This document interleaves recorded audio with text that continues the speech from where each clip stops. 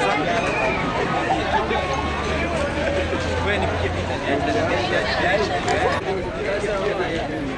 the narrative. Changing the narrative. So one of the concerns that I have as a practitioner, as an individual, is we have very high rates of suicide. Okay, so we are saying every 20 seconds somebody is dying. We are saying we have over 700,000 lives that are lost. Those are WHO statistics. We are also saying that technically 1 in every 4 people suffer or will suffer from a mental illness. Okay, and suicide is one of the symptoms where mental illness is concerned. Yet in this country that has recorded suicide being the second leading cause of death amongst the youth is fully made up of the youth. So you can imagine how much more at risk we are. Secondly, one thing that is also a concern is that we are still in a space where deaths by suicide are recorded as a criminal offense. All right? So we are trying to change that narrative as practitioners, and we are saying, let's not use the word committed suicide, because we don't say committed diabetes or committed cancer. We say that person died from cancer. So once we change that narrative and say this person died from suicide, then we are looking at it as a symptom of a disease. And if it's truly a symptom, what needs to be done is treatment.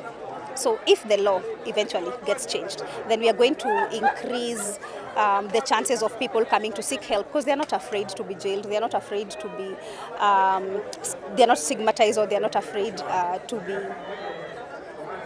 be charged. Yes. How would you say this is hard? What we have done in terms of trying to create awareness is talking about it. At Mindful Kenya, we have various programs which we focus on to give that kind of information. For example, we have what we call Mindful for Schools, where we focus on school-going young adults, especially the ones who are in high school, because of the transition that takes place during that time. So we also have a program which we are now focusing on men, which we are calling Ajala.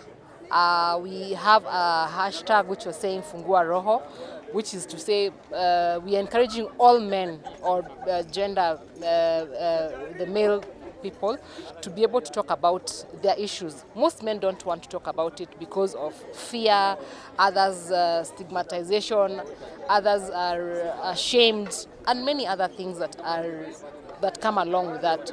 So as men, we are calling them out, and we are saying it is okay to talk about issues. And now we have an anonymous calling, where you can call and nobody will know it is John who is calling or it is Joseph who is calling. Being anonymous, it enables that person to talk about their issues, we believe, confidently and without fear that they're going to be judged by anyone. Hence the reason why we are saying Fungua Roho, talk about it. No one is going to judge you. No one will know who you are. That is the program we are currently running, which we plan to launch in the next 3 weeks or so. So my personal experience, coupled with substance abuse, heroin use, intravenous, I had multiple overdoses. As a drug addict, I lost everything: relationships, education, money's, been into multiple institutions. My life basically became hopeless, and I felt it was better to be dead than alive. Okay, I was very fortunate to have a supporting family. So my family, when they realized that I'm ready for help, I actually requested for the help after several overdoses. They then referred me to a psychiatrist. Okay, in fact, it was a psychiatrist at Chiromo Medical Lane.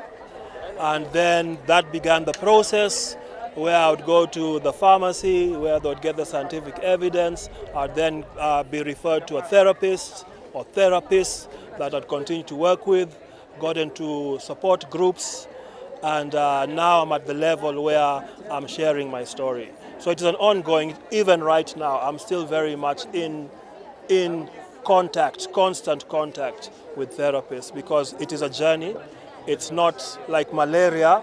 Today you have malaria and 5 days later you're cured. This is something that I continuously need to address or deal with.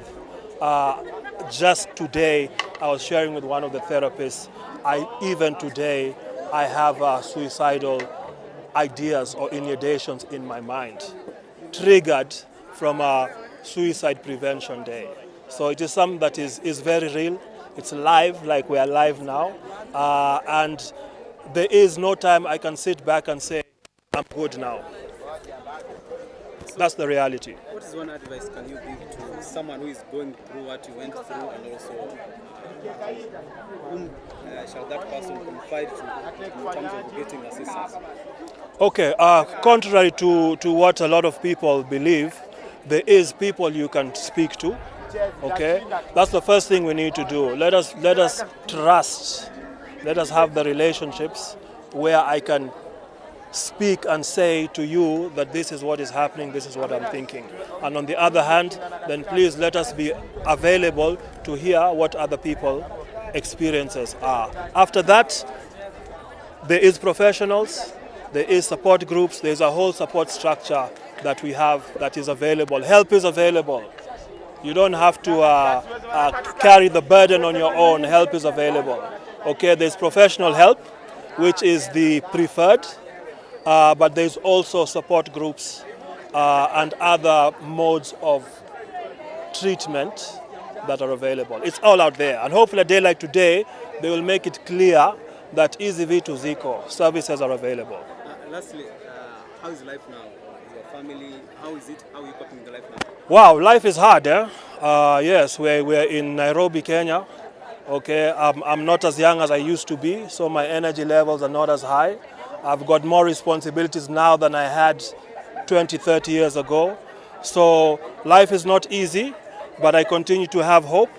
Okay, I have a bigger picture, and then I try and break it down into what do I need to do on an everyday. But most of all, I've got a support system that can help me navigate my way through life. So your family is well now? My family is well, yes. I'm married to one wife. I've got a son who's 14 years old, and I've got a daughter who's 9 years old. Yeah, and we're together. Yes. In terms of occupation, what do you do? What do I do? I'm a jack of all trades, but one of the things I do, like I'm doing today, is I do mental health awareness. Yes, that is what I do as a vocation, almost like a calling, because it's a real life experience for me. Much appreciated, sir. Thank you very much.